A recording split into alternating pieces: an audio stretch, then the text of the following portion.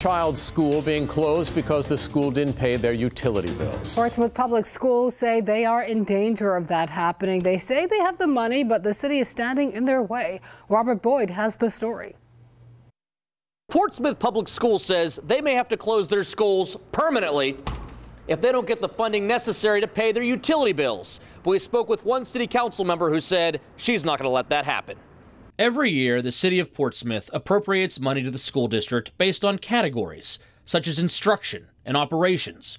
But due to unexpectedly high utility bills after an unexpectedly harsh winter, they are $27,000 short on their operations budget. We have the money, right, but we need the flexibility to move it around.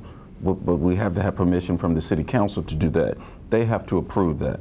The school district says they expressed their dire circumstances to the city and the need to move money from one budget to another.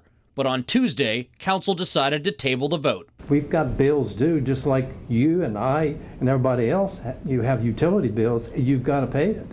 And we've got to meet these deadlines. And we've tried to reach out to the city council. But City Councilwoman Lisa Lucas-Burke says she had no idea how serious the situation was. We're not the bad guys. We want the school to be funded with everything that they need. Lucas-Burke says it looks to her like simple miscommunication. Superintendent of Schools, Dr. Bracy, and our city manager, Dr. Patton, needed to have sat down and had a conversation saying, hey, these bills have to be paid by May 30th. He's reached out to the city manager. I've reached out to the mayor. We've done everything that we can possibly do. Lisa Burke says this issue should be resolved at the next council meeting on May 22nd, if not sooner. The majority of council, I believe, wants to give the school the money to do what they need to do and let them make their own decisions about how they allocate funding. In Portsmouth, Robert Boyd, 13 News Now.